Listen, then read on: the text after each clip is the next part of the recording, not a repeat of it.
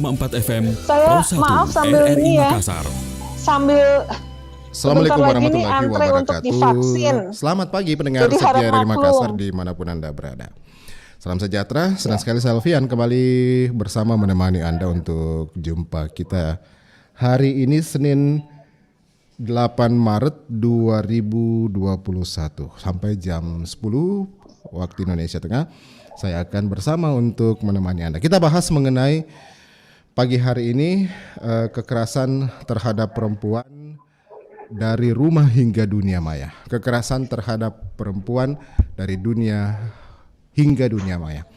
Nah, ada perlu yang ketahui juga pendengar bahwa hari ini diperingati sebagai Hari Perempuan Internasional, ya, Hari Perempuan Sedunia, ya.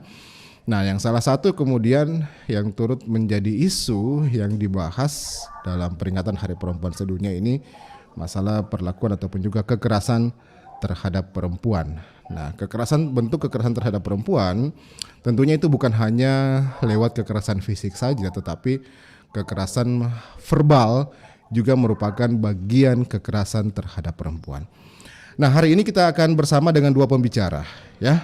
Di sambungan Zoom saat ini sudah bersama kami Ibu Dr. Livia Istania Iskandar, Wakil Ketua Lembaga Pelindungan Saksi dan Korban Republik Indonesia, ya, LPSK, dan juga sebentar lewat telepon Kepala Dinas Pemberdayaan Perempuan dan Perlindungan Anak Kota Makassar, Ibu Andi Tenri Palalo. Baik, saya pertama-tama akan menyapa dulu lewat sambungan Zoom Ibu Livia. Assalamualaikum, selamat pagi Ibu Livia. Ya, waalaikumsalam. Apa kabar pagi. Ibu? Selamat Sehat pagi Bu di ya? Jakarta. Alhamdulillah ini sedang antri untuk vaksin Pak. Sedang antri vaksin Bu ya? Jadi ya kami soalnya dapat jadwal hari ini. Oke, artinya untuk pelayanan publik begitu ya, udah ya, dan juga bagi instansi mungkin ya. Oke, kami juga lagi nunggu ini, nunggu giliran nanti kapan akan divaksin. Baik, dari rumah tangga saja, di dunia nyata saja, tetapi juga sudah merambah sampai ke dunia maya. Mungkin dari LPSK sendiri punya data mengenai bagaimana kemudian perkembangan kasus yang ada sejauh ini, Ibu Livia. Ya, untuk data menyusul ya. Kebetulan ini saya belum mendapat kiriman, tetapi memang selama COVID ini terutama, itu ada beberapa macam jenis, di mana mengajak kenalan di media sosial, kemudian dalam beberapa, jadi seperti ini ya, so akrab gitu ya. Dan kemudian nanti meminta foto dan lain-lain, dan kemudian ada ancaman kalau misalnya tidak, kalau sudah didapatkan fotonya, dapat ancaman kalau misalnya tidak membayar uang tertentu akan disebarluaskan di dunia maya, begitu. Itu ada seperti itu. Dan juga untuk perdagangan orang itu juga semakin banyak, karena sekarang anak-anak kan semua betul. online, sehingga predator itu banyak yang kemudian menghubungi anak-anak dan menjanjikan bujuk rayu dan lain-lain, dan bahkan kemudian akhirnya ada yang berhasil mengirim anak kemana gitu. Itu biasanya remaja-remaja. Ada juga yang kemudian anak disabilitas yang kemudian diperkosa bersama-sama, ramai-ramai begitu. Tapi berkenalannya semua mulainya di media sosial. Begitu. Jadi memang selama masa COVID ini orang tua harus memberikan pengawasan melekat kepada anak-anaknya, karena kalau tidak itu banyak sekali predator di luar sana yang mencari kesempatan.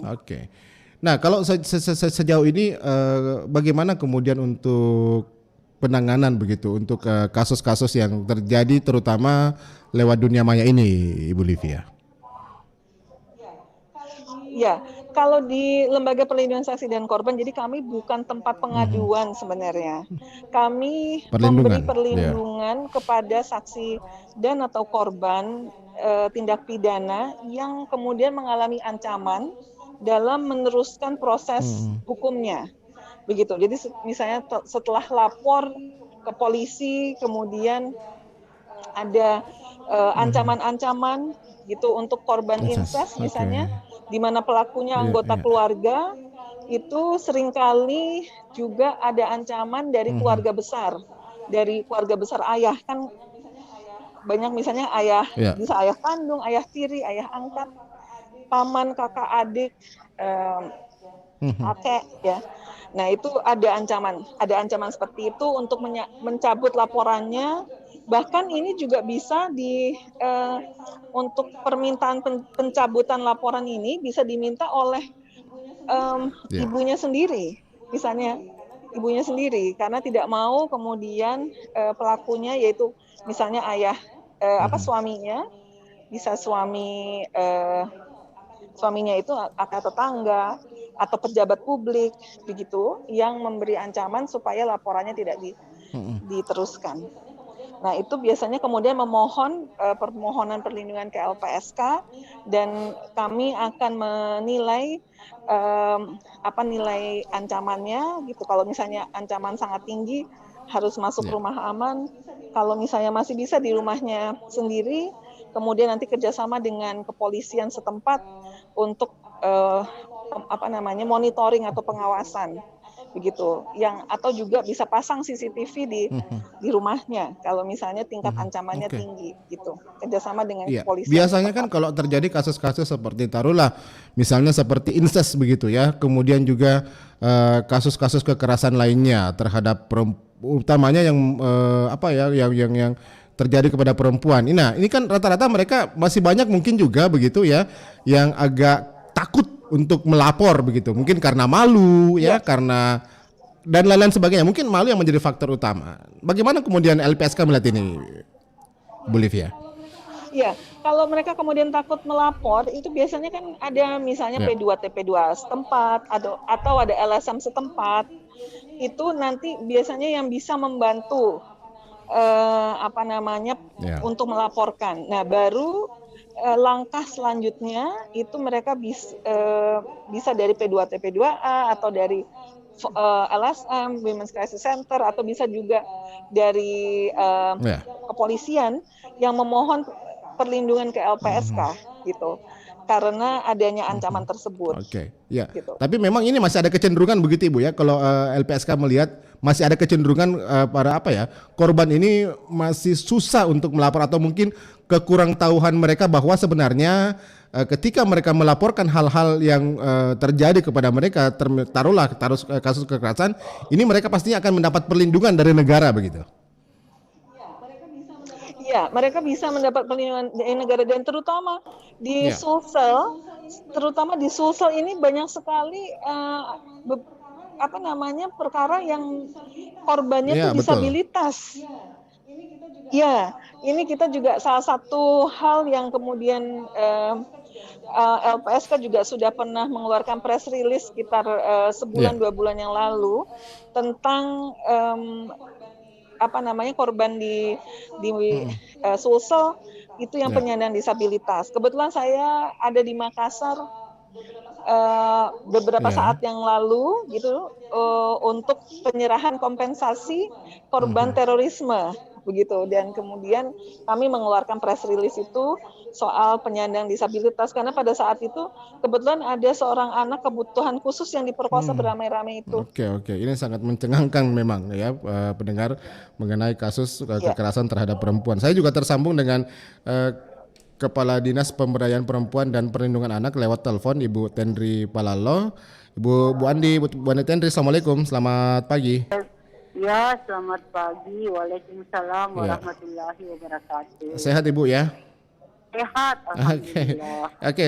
Di jaringan yang lain saya juga ada Ibu Livia bersama saya tadi, Ibu dari Iya, LPSK Lembaga Perlindungan Saksi dan Korban. Beliau iya, berada di Jakarta lewat sambungan Zoom.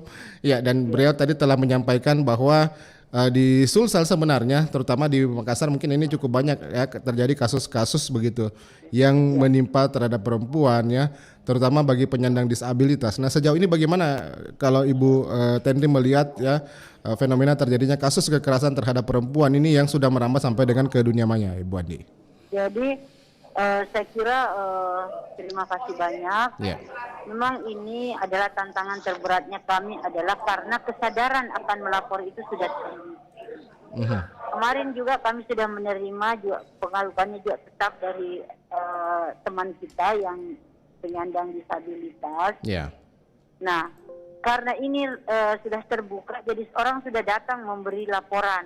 Selama ini kan ternyata mereka diam-diam saja. Ya. Akhirnya sampai menemukan bahwa ternyata kita bisa menyampaikan ini perasaan kita, penderitaan kita dan bisa. Nah, bagaimana caranya kami untuk tahun ini bersama jejaring ya, bersama NGO penyedia layanan, kemudian dari pihak kepolisian, unit PPA Polrestabes Makassar, unit PPA Polsek Pelabuhan. Ya.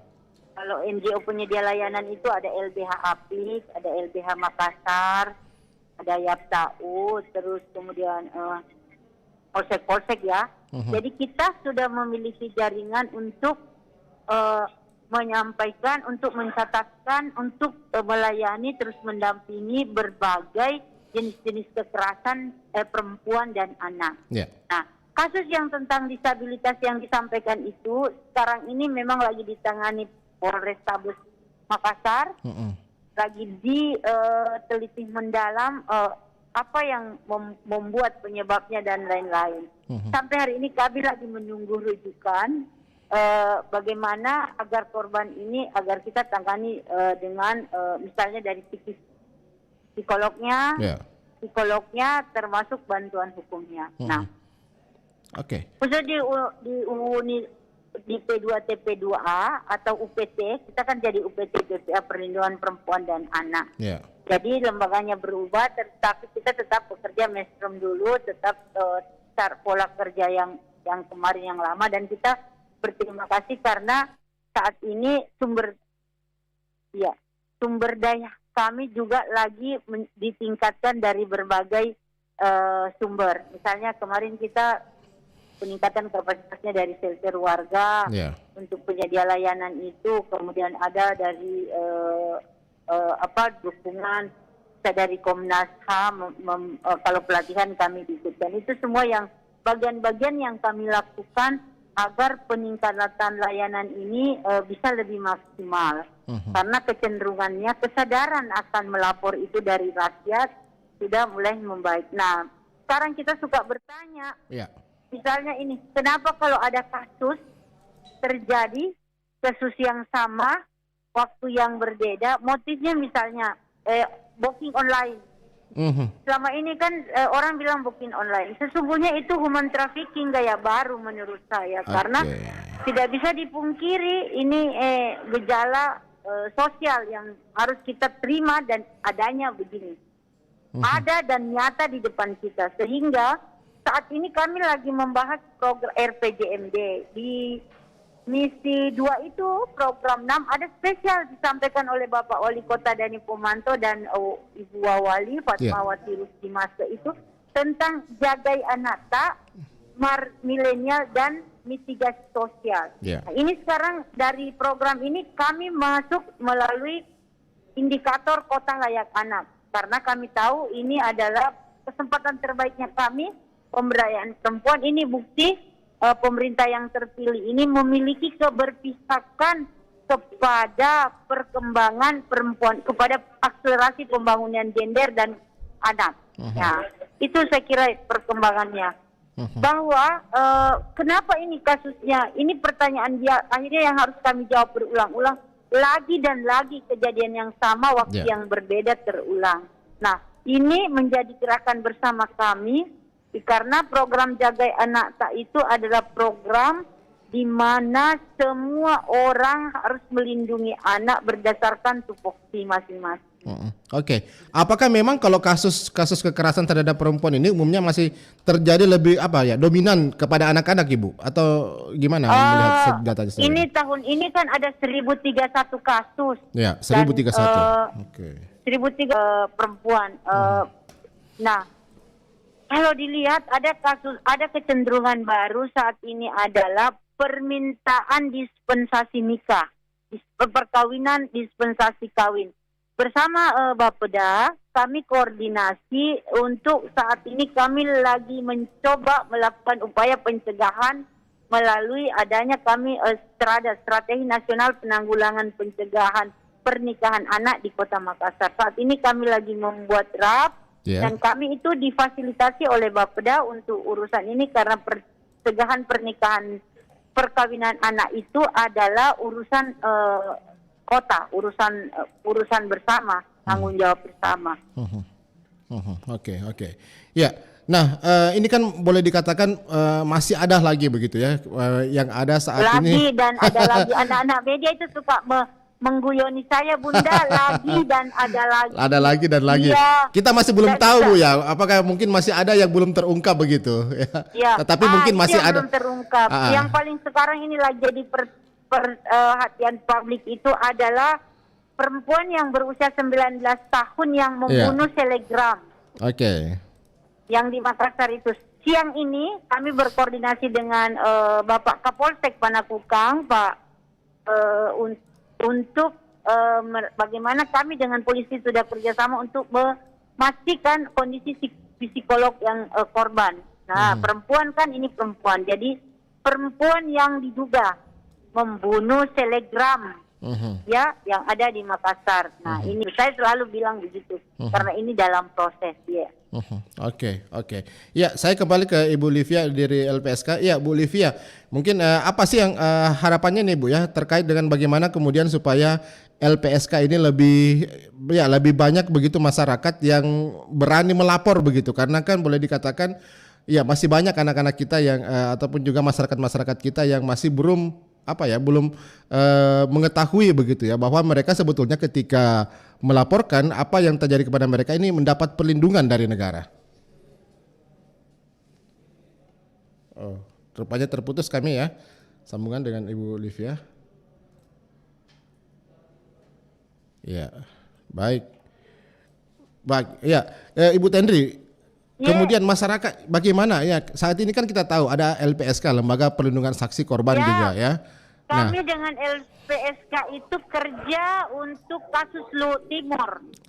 Kami terima kasih, Luhut Timur itu sebenarnya bukan domainnya kami, tapi karena korban mengadu ke kami berusaha menyelesaikannya dan kami rumahnya tidak sanggup juga dan mereka melakukan LPSK yang melanjutkan sekarang dan beberapa pendampingan dilakukan. Saya terima kasih banyak lah. Oke, jadi memang begitu sangat besar peranannya Ibu ya dalam jangan dominan peranannya. Iya, berat. Jadi besar. Jadi mengurus anak ini dan perempuan itu, kalau pemberdayaan perempuan itu hanya bagian kecil. Saya hanya fasilitator untuk menghubungkan satu sama lain, walaupun memang ada layanan yang wajib kami penuhi. Misalnya kalau korban datang melapor harus cepat kami tangani, kemudian kami memberi layanan pertama kesehatan, kemudian layanan rumah aman, kami bisa memberikan bantuan hukum, nah itu dan psikolog dan bukan ini kami lakukan sendiri, kami ada jaringan dengan polisi, jaringan dengan psikiater, jaringan dengan psikolog, jaringan dengan universitas terlibat, NGO, teman-teman LSM terlibat dan ya otomatis dari kami forum SKPD, OPD di Kota Makassar itu wajib itu karena ini perintahnya sudah jadi visi misi, berarti kami tidak ada yang harus tenang-tenang. Pokoknya 15 menit kesempatan pertama harus ada reaksi lah. Ya. Ini ada beberapa tanggapan dari pendengar tadi, Bu. Ya, jam 7 tadi kami sudah buka opini dari publik. Ada banyak sekali tanggapan dari warga Kota Makassar. Saya bacakan beberapa di antaranya. Ya, ini Pak Jono mengatakan bahwa terjadi kekerasan terhadap perempuan karena ada penyebab. Ya, nah ini penyebabnya mungkin karena saat ini lebih banyak perempuan lebih merasa lebih dominan begitu, sehingga kemudian di dalam rumah tangga biasanya terjadilah hal-hal yang seperti ini, terutama mungkin masalah-masalah KDRT begitu ya. Masalah ekonomi juga menjadi salah satu persoalan ya, kenapa kemudian kekerasan terhadap perempuan ini sering terjadi, terutama untuk mereka yang terkategori menengah ke bawah menurut Pak Rajab yang dari Sinjai ya. Nah, ini mesti juga menjadi perhatian bersama bagaimana kemudian masyarakat kelas bawah ini juga perlu untuk disentuh begitu ya, supaya mereka juga kasus-kasus kekerasan yang umumnya terjadi terhadap perempuan di masyarakat menengah ke bawah ini bisa dikurangi begitu. Nah, sejauh ini bagaimana kemudian antisipasi kemudian untuk tindakan-tindakan pencegahan, Ibu Tendri? Ya, sekarang ini kita berusaha untuk pencegahan ini. Kami di Makassar itu kan bekerja sama menggandeng PKK. Ya. Di Kota Makassar ya, kita kerjasama dengan Dharma Wanita khusus di lingkungan PNS. Nah, kalau kami di sini kita lagi mengupayakan adalah bagaimana meredefinisi pendapat baru, meredefinisi pandangan pemahaman baru tentang pendapatan rumah tangga. Ini kan masa pandemik, kita semua terbatas. Jadi harus keluarga ini harus meredefinisi, menganggap bahwa pendapatan suami, pendapatan istri itu punya keluarga. Lalu kemudian ini dikelola dengan rapi berdasarkan kebutuhan. Hal-hal yang tidak penting mungkin tidak perlu dibelanjakan dulu, karena ini bagian dari yang memicu terjadinya kekerasan dalam rumah tangga. Memang tidak ada 2 kasus, misalnya suaminya dipukul, istrinya dipukul sampai seluruh badannya biru-biru, menyerupai memukul ayam kali ya. Itu pengaruhnya karena tiba-tiba suaminya pulang, mabok, istrinya ini, akhirnya terjadi cekcok. Kemungkinan ini faktor ekonomi. Ada juga memang ada bawaan kebiasaan memukul yang tidak disampaikan. Yeah. Ada laki-laki kan menganggap perempuan itu kepunyaannya. Jadi dia biasa memukul sama istrinya dan perempuannya ini tidak bilang. Nanti setelah melihat sejumlah kekerasan ternyata bisa disampaikan, baru diam-diam mereka melapor. Nah, ada juga yang gara-gara HP macam-macam. Yeah. Pemicunya bisa gara-gara HP, bisa gara-gara tidak dikasih uang, bisa juga gara-gara anak-anak menangis terus. Bapaknya tidak mau anaknya menangis, mamanya dipukul. Enak aja. Itu anak milik berdua, ya bantu dong. Nah, memang ini yang ini jadi fakta-fakta ini meredefinisi kita untuk satu, soal parenting, bagaimana kesepakatan dalam keluarga, bagaimana nanti kita membuat sesuatu untuk pembinaan kepada orang yang akan menikah. Itu yang semua yang kami jalankan, pendewasaan usia pernikahan. Dan yang ini di masa pandemi kok banyak anak-anak ini yang minta dispensasi kawin. Dan kalau datang semua sudah membawa USG. Biasanya orang tuanya datang, kami tanya, ada apa ini sampai anak-anak kalian di masa pandemi bukannya sekolahnya yang lancar, malah berbuah. Nah, ini semua yang dibicarakan terus-menerus. Dan karena dianggap ini masalah yang serius, dianggap ini perlu ditangani seksama, sehingga ini menjadi perhatian wali kota Makassar yang dulu 5 tahun lalu mengurus ini, melaunching shelter anak, jaga anak. Ini kali ini misinya percepatan program. Ada kata tambah di depannya, percepatan program. Ya. Percepatan program jaga anak, smart milenial dan mitigasi sosial. Jadi kata percepatan itu kemarin Pak Wali, Pak Dhani Pomanto men-stressing kami untuk konsep percepatan itu. Ini yang saya kehendaki. Maka kami SKPD, kebetulan pemberdayaan perempuan ditunjuk sebagai leading sektor, menerjemahkan pemikiran-pemikiran itu supaya betul-betul kita bisa bergerak cepat. Karena kami memahami betul urusan anak-anak ini, kalau kami tidak bekerja maksimal, itu artinya kami menyimpangkan masalah besar pada generasi berikutnya.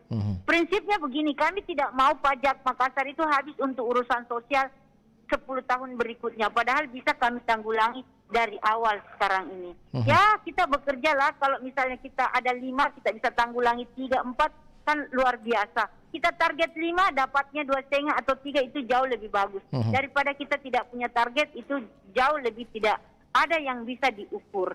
Nah, itu saat ini yang kita coba mengurus bagaimana modelnya. Dan samping itu kami menguatkan, kami memberi penguatan kepada masyarakat.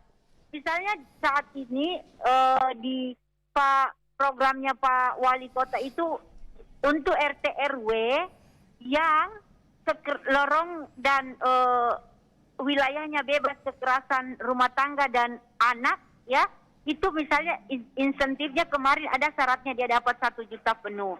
2 tahun terakhir ini mereka dibayar tanpa insentif lagi, tanpa syarat itu, dan itu melemahkan kami pemberdayaan perempuan. Nah, kemarin kami pertemuan, kami mencoba memberi masukan lagi ke Pak Wali bahwa insentif RT RW itu diberi dengan kriteria. Salah satu kriteria itu adalah RT RW-nya ramah, bebas kekerasan dan ramah anak. Sehingga kalau kami melakukan evaluasi kepada RT, pengembangan evaluasi kota layak anak kepada kecamatan dan kelurahan, yang kami punya ada 43 indikator, kami gampang merange-nya. Tapi kalau itu tidak dilakukan berarti tidak ada partisipasi rakyat, tidak ada orang yang jadi peduli. Nah, kami punya forum anak di kecamatan, itu di kelurahan, itu semua digerakkan. Kami punya shelter warga. Nah, pelibatan masyarakat ini secara partisipatif ini itu yang banyak membantu kami dalam hal pencegahan. Misalnya di shelter warga itu dia bisa menangani 255 kasus, hanya ada 100 sekian kasus yang dirujuk ke pemberdayaan perempuan. Tingkat RT RW itu jauh lebih bagus. Misalnya kenali anak-anak korban kekerasan, maka itu diupayakan bagaimana ada akte kelahirannya, bagaimana bisa disekolahkan. Itu semua kita harapkan, bukan dominan itu pencegahan kekerasan perempuan dan anak. Bukan dominan itu penanganan kasus, tapi kita mengupayakan pencegahan. Kita mau preventif lah supaya anak-anak kita ini bisa sekolah. Nah, di program ini di 8 Jalan Masa Depan Jilid 2 ini itu sudah terada revolusi pendidikan, memastikan anak. Kalau ini semua bergerak dengan bagus, mungkin kita sekarang start berikutnya di evaluasi berikutnya 1 tahun, 2 tahun dan 5 tahun berikutnya kita jelas punya gambaran bahwa kita Makassar itu bisa mengendalikan kekerasan perempuan dan anak, sehingga itu bisa dilihat dari misalnya turun kekerasan. Tapi untuk saat ini penurunan kekerasan itu belum tolak ukur karena memang kita lagi masifkan. Sekarang kami menganggap bahwa walaupun banyak kasus, tapi kalau kita bisa tangani dengan baik, itu adalah bagian dari keberhasilan pekerjaan. Karena mereka yang datang melapor ini kemungkinan karena baru tahu, sosialisasinya baru sampai ke rakyat sehingga mereka datang melapor. Mana kita pilih? Tidak ada sosialisasi, kekerasan juga tidak sampai di kami. Atau kita melakukan sosialisasi terbuka, kasus jadi banyak karena orang jadi sadar akan melindungi dirinya sendiri. Itu saya kira. Baik. Ya, dari kami. Dari UNM ya. Karena tadi baik Bu Widya Stuti, assalamualaikum, selamat pagi. Waalaikumsalam warahmatullahi wabarakatuh. Sehat Ibu? Alhamdulillah. Iya, kita berbicara mengenai kekerasan terhadap perempuan ya. Ini dalam rangka memperingati Hari Perempuan Internasional. Nah, ini kan kekerasan tentunya masih menjadi sebuah persoalan yang kita terus cari bagaimana untuk model supaya ini bisa dikurangi begitu. Nah, Ibu Widya Stuti sendiri melihat apa sih yang kemudian terjadi di masyarakat kita begitu ya, terutama tampaknya perempuan masih menjadi objek begitu, objek-objek kekerasan, baik itu kekerasan mungkin verbal, kekerasan fisik, dan bahkan bukan hanya di rumah, mulai dari rumah tangga saja, bahkan lewat dunia maya pun itu sudah sampai terjadi Bu sekarang ini. Baik ya. Karena memang sepertinya begini ya, kesadaran perempuan bahwasanya sebetulnya itu sudah kekerasan gitu ya, itu masih belum sampai di sana gitu. Jadi karena memang selama ini kan hak-hak perempuan itu termarginalkan gitu ya. Jadi dianggap ya biasa aja gitu. Misalnya diberi kekerasan verbal gitu dalam keluarga misalnya, itu menurut dia ya itu wajar. Hal yang biasa. Termasuk juga kekerasan fisik di dalam itu wajar gitu. Sehingga kewajaran inilah yang kemudian akhirnya membuat kesadarannya itu menjadi berkurang gitu. Yeah. Wajar kok saya dimarahi, wajar kok saya diperlakukan seperti itu, karena bagaimanapun juga saya nebeng hidup pada suami itu yang kadang-kadang anggapan-anggapan seperti itu yang kemudian membuat kenapa ini terus berlanjut. Yeah. Oleh karena itu memang kemudian ya kembali lagi tadi sempat saya dengarkan Bu Tendri, sosialisasi memang ini yang harus selalu kita lakukan gitu ya. Termasuk juga kadang-kadang kalau saya tuh sering miris melihat gitu ya, gampangannya gitu. Pelecehan seksual itu bisa dilakukan di sepanjang jalan oleh seseorang. Betul. Gitu. Misalnya saja gitu ya, jalan memang sih sama pacarnya gitu, tapi kemudian secara tidak sadar dipegang-pegang pahanya. Itu sebetulnya kan pelecehan seksual dan dilakukan secara terbuka gitu. Dan itu tidak disadari oleh si korban. Yang kadang-kadang kita miris, pengen rasanya kadang-kadang itu saya teriak, mbaknya ini sudah dilecehkan loh di sepanjang jalan dari tadi saya perhatikan. Tapi itu kadang-kadang itu mungkin nggak merasa begitu, itu hal yang biasa mungkin. Betul. Iya, baik. Ini yang kadang-kadang miris gitu, sehingga memang kadang-kadang kita ini mau tidak mau sosialisasi yang semakin masif dan kemudian juga pendidikan kepada anak-anak kita. Ini yang harus ini yang harus kemudian lebih kita kedepankan lagi sehingga anak-anak itu sadar hal-hal yang mana yang boleh dilakukan oleh orang kepada dia gitu. Nah, kalau ini sudah kita tanamkan sejak dini, sejak awal, sejak masih anak-anak sampai ke masa dewasa itu juga akan terus terbawa gitu. Jadi memang tugas berat kita adalah gitu ya, anggap sajalah ini memang jadi kewajiban kita. Jangan dianggap jadi tugas berat gitu ya. Bahwasanya memang proteksi kepada anak itu memang harus dimulai sejak dini. Oke.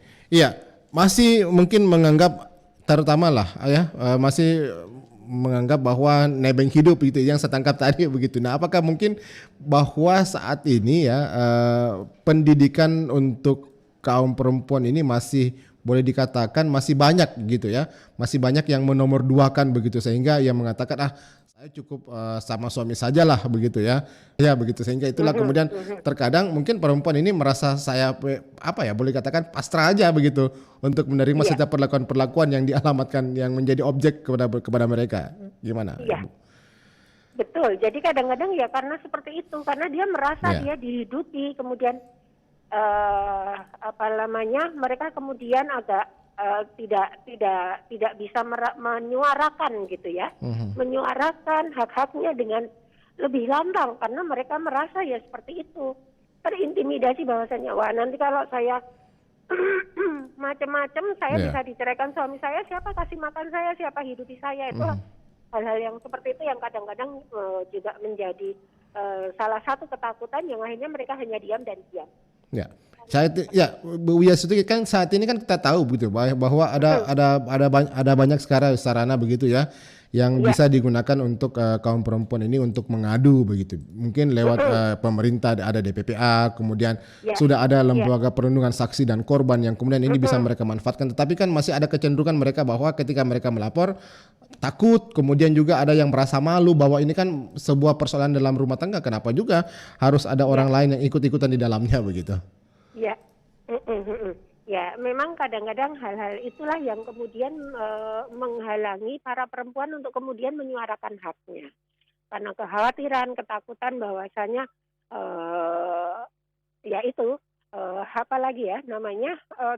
dan kemudian mungkin juga tersosialisasi yang kurang bahwasanya ini hak kalian gitu. Ya, ini hak perempuan, ini kewajiban perempuan sehingga tolong semuanya bisa dijalankan dengan sebaik-baiknya. Itu yang kayaknya masih belum ini dengan baik. Baik, kita terima penelpon dulu. Halo, selamat pagi. Selamat pagi. Ya. Pagi Pak Bung Gerpan. Ya, silakan Alfian ini Pak. Alfian. Ya, silakan. Ya. Ini Abdullah Sewang ya. Ya, silakan Pak Abdullah Sewang. Bagaimana menurut Anda? Narasumber, sumber. Iya, tolong dijelaskan itu LPSK. Sebentar Pak ya. Kantornya di mana? Oke. Di daerah kantornya di mana? Wali kota kantornya di mana? Begitu supaya ya. orang bisa melapor. Baik. Iya. Kedua, ini banyak memang perempuan yang sangat rentan diperkosa. Bukan dia bodoh, bukan dilecehkan. tapi dia Lugu. Oke. lugu. Dia bukan bodoh, bukan lugu. Iya. Keluguannya itu karena tidak bisa menjawab apa permintaan laki-laki, pembicaraan laki-laki, karena keluguannya. Dia menerima saja apa yang dibicarakan oleh laki-laki, dia terima. Iya. Jadi dia bukan bodoh, Lugu. Iya. Oke. Dan dia kalau sudah dirayu, dirangsang, ya mengiya saja. Baik. Iya. Kedua, ini memang tidak timpang tadi ini penyampaian narasumber ini. Baik. Iya. Baik. Kebanyakan sekarang wanita, dia sudah tidak merasa dirinya lagi sebagai wanita. Iya. Dia merasa dirinya sejajar dengan laki-laki. Ya. Iya. Apalagi kalau dia seorang ibu karir. Iya. Pendidikan tinggi, berderajat, bangsawan, puan, andik karaeng. Baik. Ini dia sudah rendahkan laki-laki. Iya. Baik, Malah Pak. saya pernah dengar, saya kawin dengan kamu itu hanya karena keadaan paksa. Papa tongkos kiri jako. Baik. Laki-laki jadi emosi. Baik. Ini maka terjadi kekerasan. Baik. Iya. Itu yang dikatakan juga, ada teman tadi yang mengatakan itu, Estel, saudara tinggi sudah bilang, mana perempuan yang mau berselesai pada pengadilan, suaminya kasihan, tidak seberapa. Inilah terjadi hal-hal yang demikian. Iya. Jadi bukan untuk semata bahwa kesalahan laki-laki mau diserahkan terus terjadi kekerasan. Tidak. Hanya karena ada pantulan dari seorang wanita, akhirnya laki-laki menjadi emosi dan marah. Baik. Iya, baik. Terima kasih, Pak. Oke. Baik. Terima kasih, Pak Desewang. Ya. Abdullah Sewang di Makassar. LPSK itu Pak, Lembaga Perlindungan Saksi Korban, begitu ya. Jadi kalau mungkin bisa nanti diadukan lewat polisi. Ya, ada fenomena rupanya yang terjadi di masyarakat. Mas Dani. Iya. Ya, baik. Pendengar dimanapun Anda berada, kami masih bersama Anda. Baik, saya mungkin terakhir ini ke Ibu Widya. Ibu Widya Stuti, ada kemungkinan, ya tadi beberapa hal yang disampaikan pendengar kita ya. Ini mungkin fenomena-fenomena yang terjadi di masyarakat ya, bagaimana kemudian terjadinya kekerasan juga terhadap perempuan, juga penyebabnya karena perempuan sendiri, begitu kata Pak dari Desewang tadi mungkin ya. Terkadang mungkin merasa terlalu dominan ya. Nah kan terkadang kan perempuan ada yang merasa dominan begitu ya, sehingga ia kemudian lebih ingin melebihi dari pasangannya begitu. Ini yang menjadi pemicu-pemicu, merasa mungkin dia adalah seorang keturunan bangsawan begitu ya. Nah, sehingga menganggap rendah dan mungkin juga terjadinya pelecehan karena dia lugu begitu ya, merasa lugu, belum mengetahui apa-apa. Nah, sehingga itulah kemudian menjadi pemicu-pemicu terjadi kekerasan dan pelecehan. Gimana menurut pandangan Ibu? Baik, jadi kalau menurut saya ya memang seharusnya kalau semua orang sudah memahami gitu hak dan kewajibannya, insya Allah semua itu sebetulnya akan bisa tidak terjadi gitu ya, akan bisa dihindari. Jadi memang harus orang tahu dirinya harus ditempatkan di mana, baik itu pihak laki-laki maupun pihak perempuan.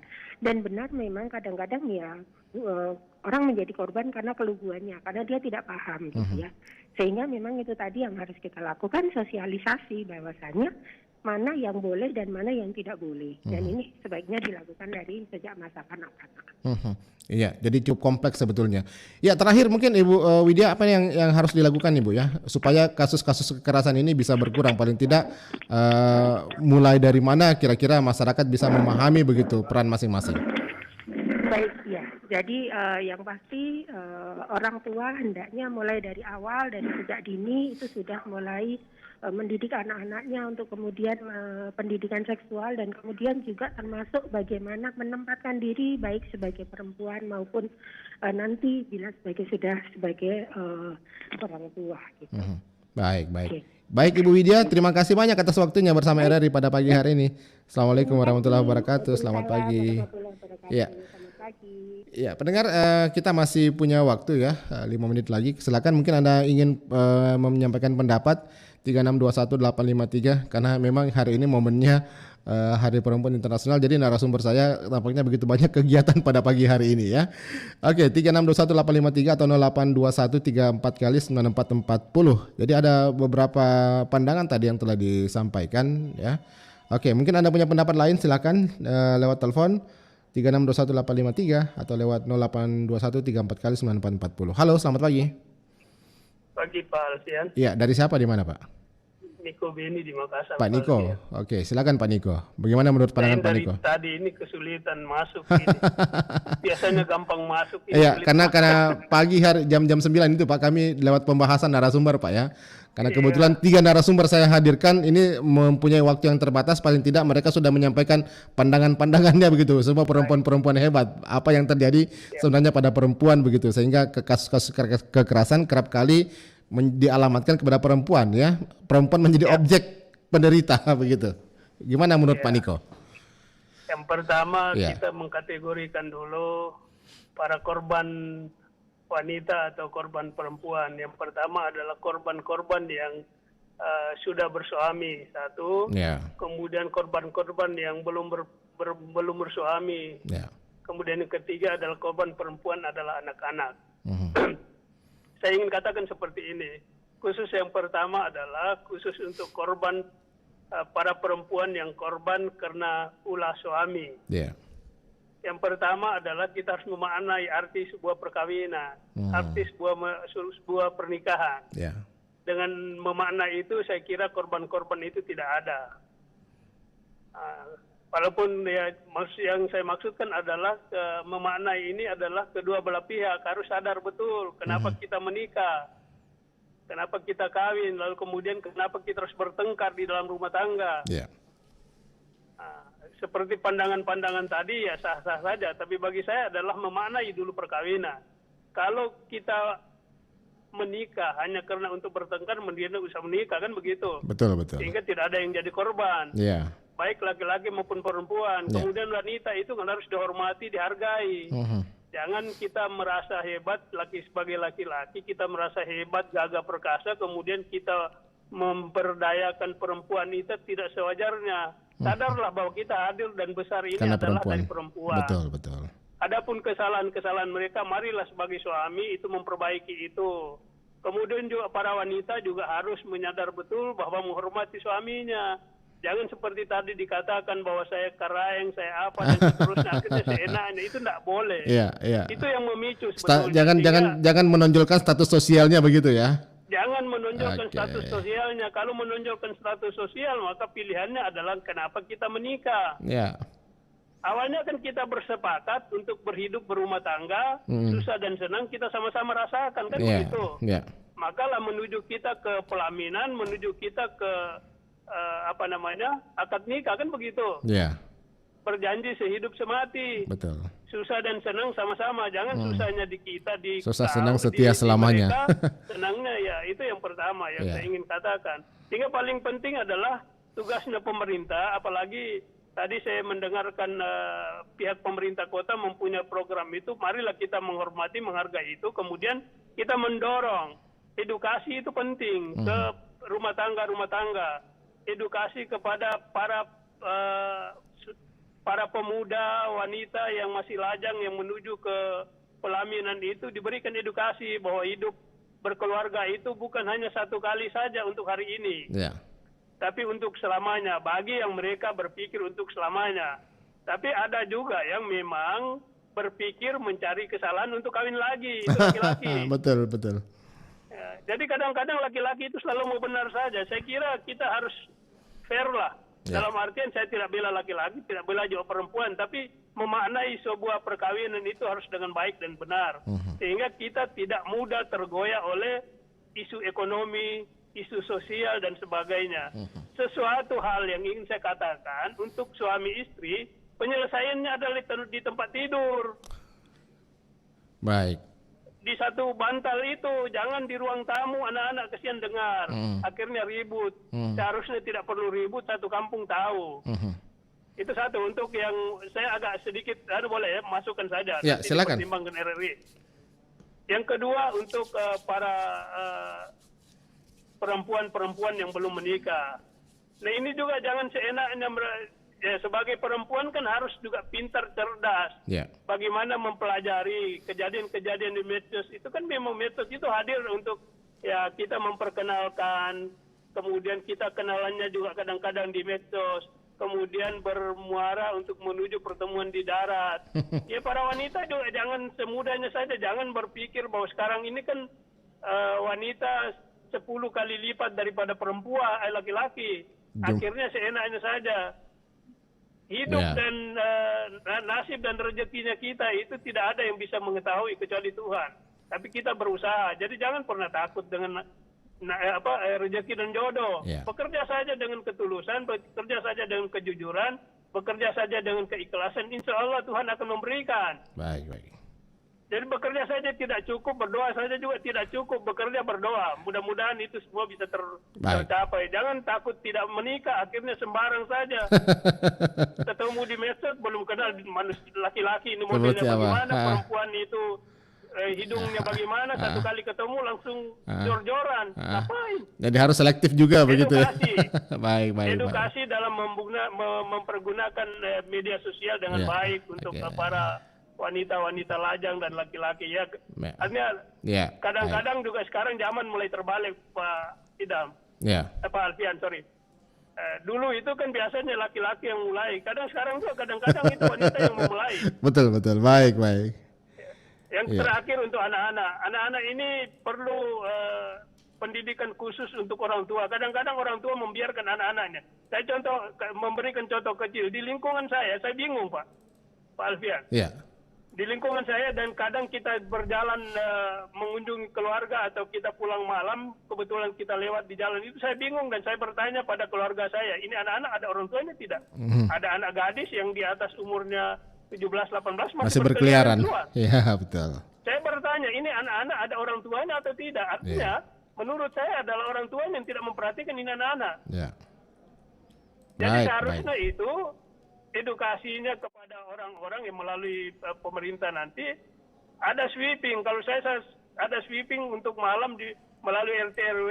RT/RW kita sekarang ini kan beda dengan dulu. Sudah diberikan insentif oleh pemerintah kota. Bertugaslah, bekerjalah.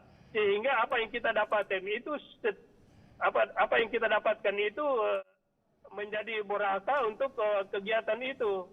Perhatikan lingkungannya. Anak-anak kalau jam sekian misalnya jam 8, 9, apalagi anak-anak sekolah. Saya kadang-kadang bertanya kepada ketika saya berteman, saya jalan, saya bilang ini anak-anak ada orang tuanya tidak. Maksud saya adalah ketika jam-jam 7 maghrib begitu itu sudah dicari anak saya ini sudah sholat kalau yang muslim, kalau yang lain yang tidak kenapa tidak masuk rumah? Dibiarkan saja. Itu yang menjadi penyebabnya akhirnya mereka seenaknya. Kemudian anak-anak muda dari luar tidak tahu dari mana mereka datang dari daerah lain bikin ribut di situ, kemudian kejadian kita tidak tahu di mana mereka berada. Memang itu menjadi penting, mungkin masukan-masukan menurut saya tentu berbeda dengan orang lain, Pak Alfian. Beda. Itu masukan-masukan terima kasih. Saya. Sehingga mudah-mudahan dengan kehadiran wali kota dan ibu wali kota, wakil wali kota kita ini, dan di dalam visi misi yang kita dengar itu sepertinya ada program itu. Kita berharap melalui Dinas Pemberdayaan Perempuan bisa mengimplementasikan itu visi misi sehingga Kota Makassar menjadi kota yang dicontohi oleh daerah-daerah lain. Terima kasih Bang. Terima kasih. Iya. Pak Niko Beni, selamat pagi. Baik. Terima kasih Pak Niko Beni. Ya, baik. Terima kasih. Lengkap sekali nih Pak Niko Beni memberikan tanggapan ya terkait dengan fenomena yang terjadi saat ini ya. Jadi memang ada banyak faktor pendengar yang kemudian memaksa terjadinya kekerasan terhadap perempuan ini ya. Nah, termasuk diantaranya karena perempuan itu sendiri juga yang harusnya bisa untuk menjaga dirinya. Oke, 36218553, satu lagi penelpon saya buka. Halo, selamat pagi. Halo, selamat pagi. Ya, dari siapa Pak? Dari Wibi. Pak Wibi, silakan Pak Wibi. Menurut Pak Wibi kenapa Pak? Ini saya dengar tadi kekerasan terhadap perempuan. Iya. Apakah KDRT? Begitu. Kekerasan dalam rumah tangga beda. Ya. Ya, kalau KDRT Pak. Kalau kekerasan terhadap perempuan bukan hanya di dalam rumah tangga, tetapi di luar rumah tangga juga ini kerap terjadi begitu. Ya, saya setuju dengan KDRT. Iya. Kenapa? Karena KDRT itu menurut versi saya ada singkatan dari kebahagiaan dalam rumah tangga. Bukan kekerasan dalam rumah tangga. Maka saya setuju KDRT kalau KDRT itu artinya keharmonisan atau kebahagiaan dalam rumah tangga. Iya, iya. Nah, tadi disinggung mana cewek itu yang tengah malam masih di luar. Saya sering melihat itu. Dan ini bukan kesalahan orang tua. Orang tuanya sudah ya artinya nggak peduli. Sudah mati, sudah keras, tapi terbentuk juga undang-undang perlindungan anak. Nanti kalau terlalu keras mendidik anaknya, wah nanti bisa dicicil sama aparat. Iya. Karena Kekerasan terhadap anak. Ini yang jadi problem. Saya sering lihat di tengah malam itu anak-anak umur 15 tahun, cewek apa itu pakai celana pendek, keluyuran sama temannya cowok naik motor. Saya sering lihat. Saya juga kadang bertanya, orang tua kok diam aja? Iya. Ya orang tua ya katanya sudah menyerah ya. Dinasihati ya kan anak sekarang biasa melawan. Iya. Kalau sendiri dan lari dari rumah, kalau lari dari rumah orang tuanya kelabakan lagi. Ya artinya dibiarkan saya begitu. Baik, ya itulah. Terima kasih. Baik, terima kasih Pak Bibi dari Makassar ya. Oke, itulah tadi pendengar kita yang luar biasa sudah menyampaikan pendapatnya terhadap fenomena yang terjadi di masyarakat ya, mengenai kekerasan terhadap perempuan dari rumah tangga sampai dengan dunia maya. Ya, saya cukupkan sampai sini untuk dialog interaktif Lintas Makassar pagi. Terima kasih untuk kebersamaan pendengar dan terima kasih untuk partisipasinya. Akhir kata yang bertugas saya Alfian mengucapkan terima kasih. Selamat pagi, sampai jumpa. Assalamualaikum warahmatullahi wabarakatuh. Karena inspirasi